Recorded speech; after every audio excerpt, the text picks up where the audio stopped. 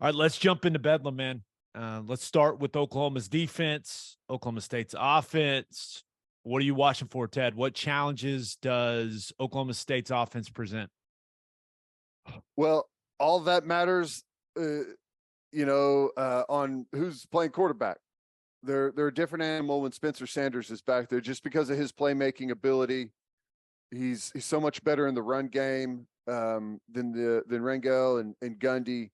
He's as much experience as he has. He's just a playmaker. He kind of knows how to get things done whenever he's in scramble drill, or knows who to go to quickly, and if he's got to throw hot, knows who to trust and where to go, understands the protection, just has such a better command of the offense.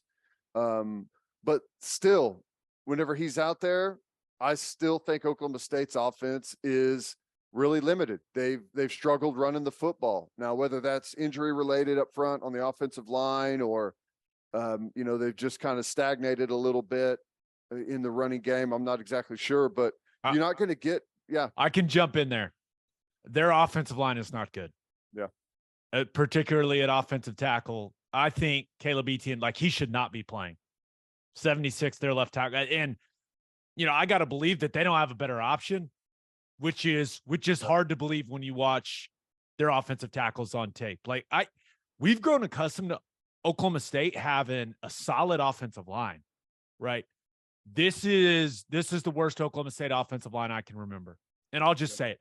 If Ethan Downs and Reggie Grimes and R. Mason Thomas, if they can't get after this group of offensive tackles, then I'm going to be really, really disappointed, because they stink at offensive tackle. They're not average. They're not okay. They're bad. Straight up bad. It's hard to watch. So the edge players for OU better have themselves a day, because those guys stink. Yeah. Which, it had me wondering what we major in on the defensive line, if we're going to major in a 4-man front or a 3-man front. We did a lot of 4-man stuff against West Virginia. At times, big stretches of that game, it worked really well. We had a bunch of tackles for loss. And, whenever I watched that Iowa State game, Iowa State's D-line penetrated and pushed the pile, and they had a huge game. So I agree. I think we should have a pretty good day on the defensive line, controlling the line of scrimmage. You're not going to see a whole lot of wild stuff from them. You're going to get some unbalanced, and that's kind of something Oklahoma State's always done quite a bit of. Some pin pull stuff, standard split zone. They even run the reverse split zone, where the H-back behind the line of scrimmage goes to the tight end side, which is really weird. I've seen it before. No one ever has any success with it. I don't know why people continue to do it. They'll do some toss stuff. They'll toss it out of shotgun with the back offset, and, do some crack or pin pull stuff. We got a bunch of counter from West Virginia, right? And you haven't seen a whole lot of that from Oklahoma State, but as we know, we saw West Virginia run some of the bunch and inside zone and counter off of it, just like we saw Baylor do. Oklahoma State's going to do the same thing. They're going to run a little bit of stretch. They're going to run some bunch, crack toss, and they're going to run some counter off of it to see if we figured out those fits a little bit better. Passing game, really standard. Again, it's a little bit different whenever they've got one of the younger guys in, as compared when Spencer Sanders is in. You get a lot of spacing routes, which are quick, easy throws.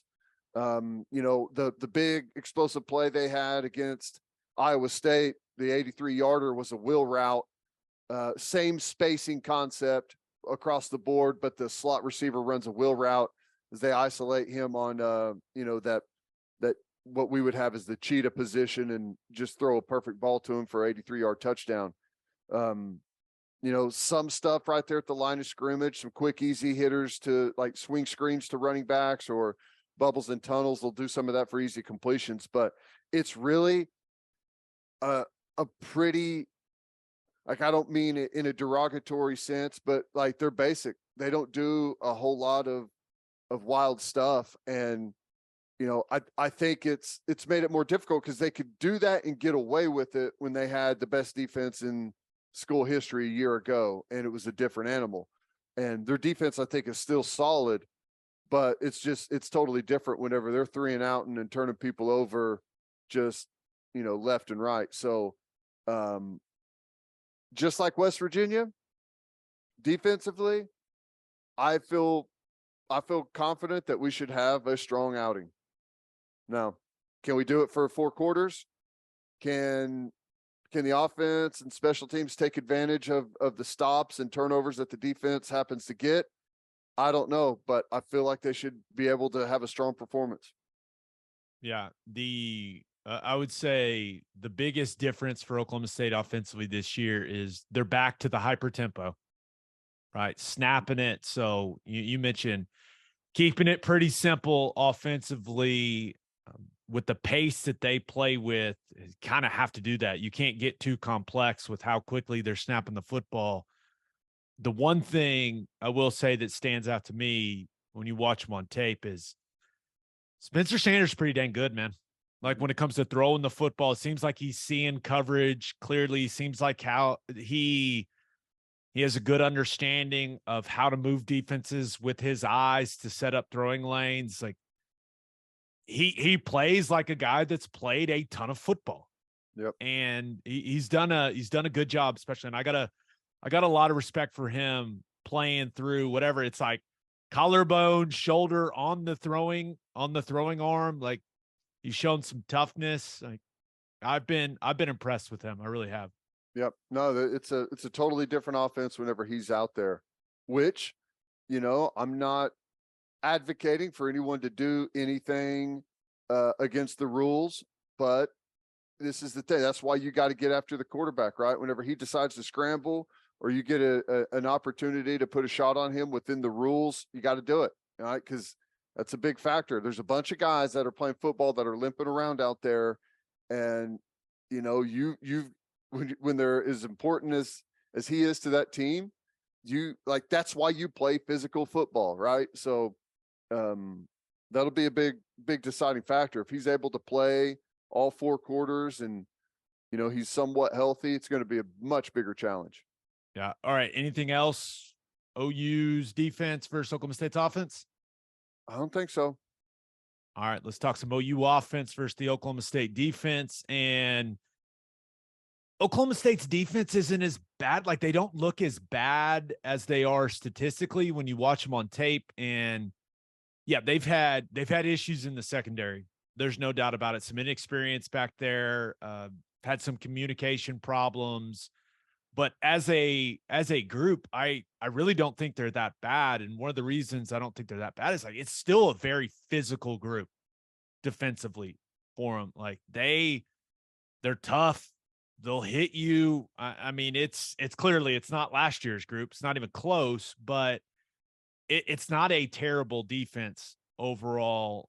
The first thing, Oklahoma's offensive line has to play well because Oklahoma State, they got a lot of guys that play along that defensive front, and we'll see if Tyler Lacey's able to go. We'll talk to our buddy Robert Allen about that, but no Trace Ford. But they've got guys that have played a ton of football along that defensive front, and they're tough, they're physical, they play with solid technique.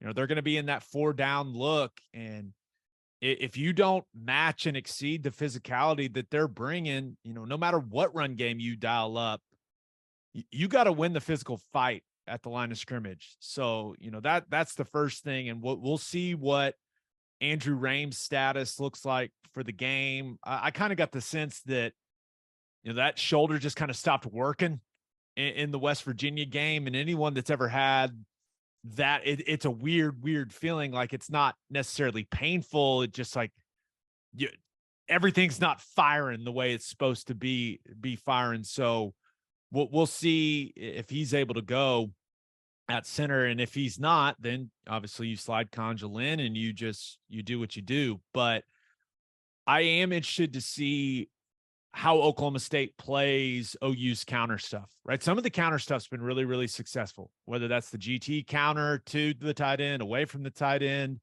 the GY or GF, whatever you want to call Braden Willis and on those plays. That stuff's been good. But, early in the Texas game, they were boxing it, Ted, out on the edge, and they were getting gashed. And then they started spilling it and played it much better.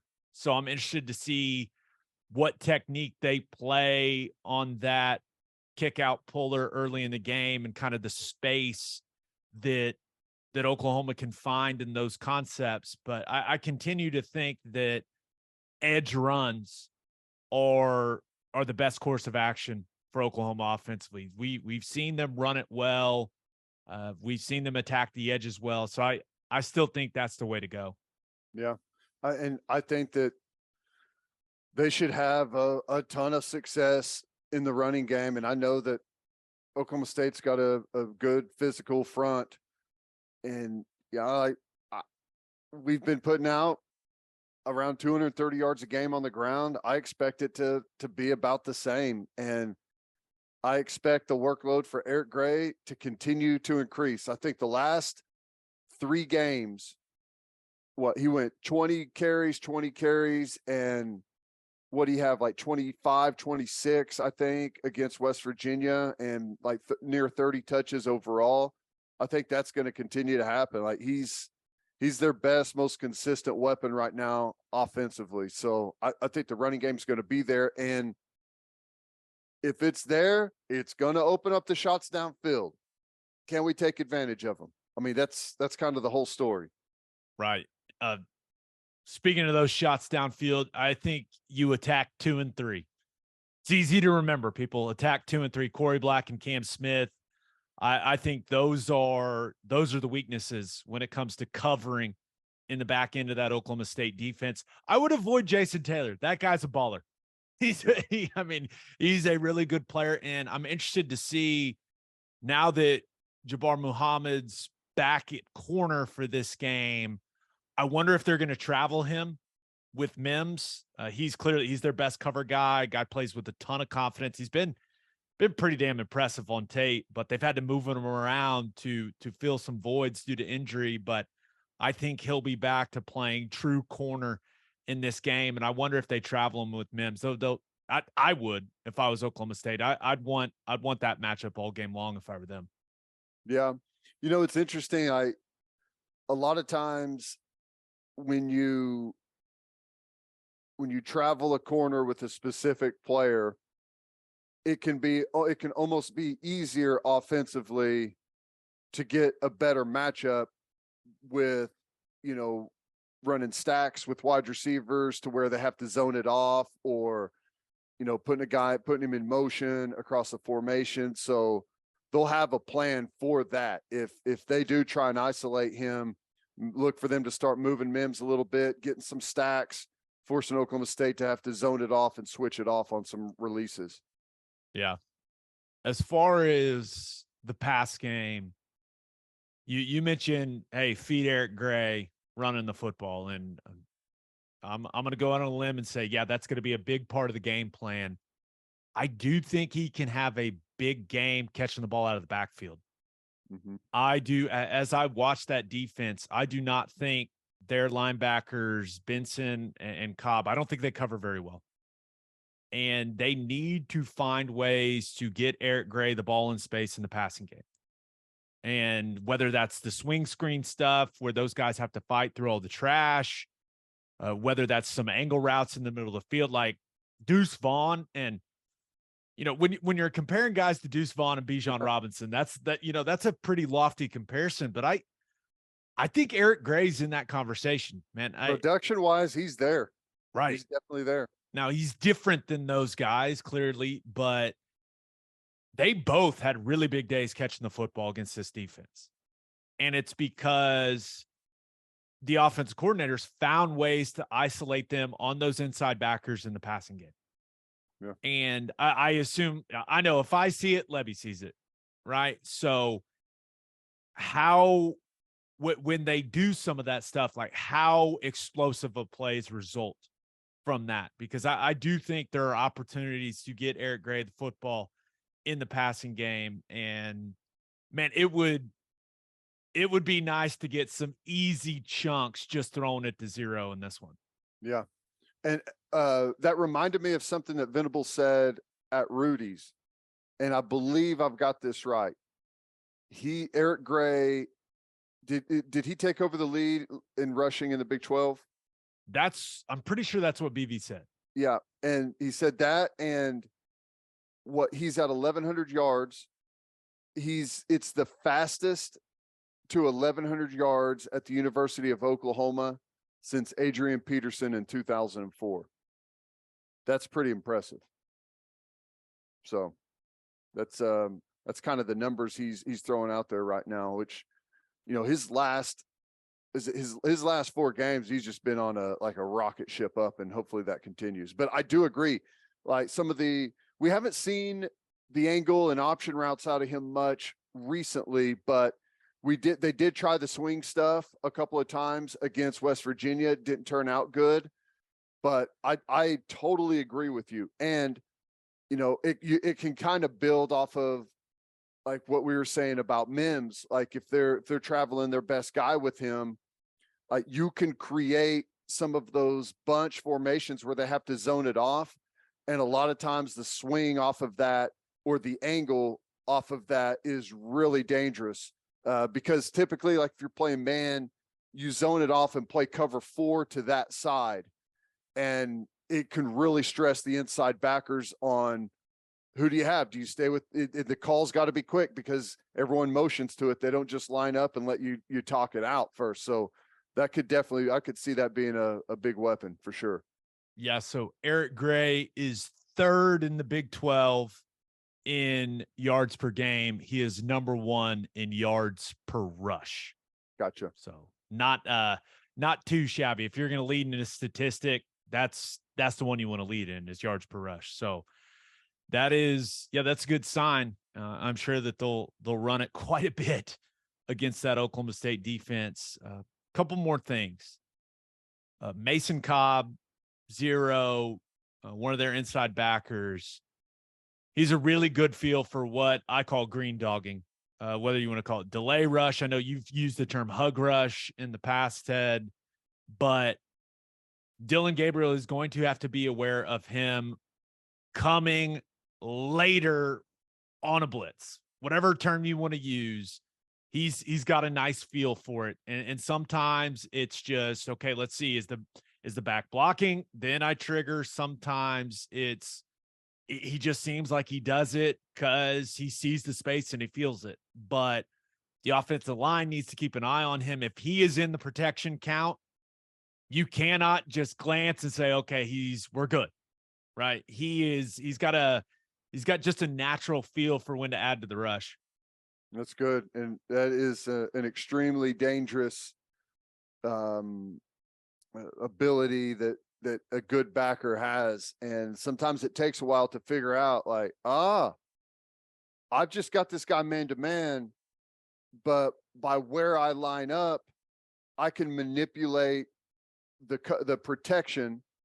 And even if I can just appear that I've got him man to man, or appear that I'm blitzing and have them count me, and I can get my guys maybe an extra count for a one-on-one before they pick up that I'm not coming, or I can come late. Yeah, that's when linebackers are good at that, it's dangerous because there's almost no right way to block it, right? Because they can insert at right places and just kind of play that poker game with you. So yeah, that's something where you've talked about it before. Like even whenever you're helping on a guy, you still have to you're helping here, but you're looking somewhere else to see if someone's coming late. So yeah, communication, eyes. Eye discipline is key. One last thing, and this really is not a name that you're going to hear a lot of people talk about when it comes to Oklahoma State's defense, but just with some of the interior guys we've seen Oklahoma's interior offensive line struggle with this season, I'm a little worried about number 92, Nathan Latu. He's played some more snaps here lately, and his length could be an issue for Oklahoma's guards.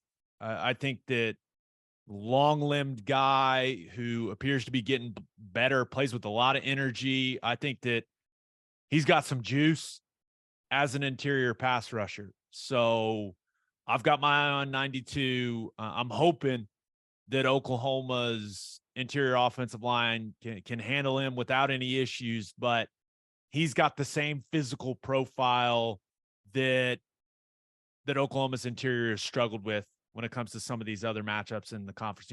Thinking 95 from Baylor, Gabe Hall, guys that are, tall, long-armed guys that can use the length and keep Chris Murray and Matoyer, who are not long-armed guys, away from their body. So that's just one thing. Like, as I watched the Iowa State game, watched some stuff here recently, I was like, who the hell is 92?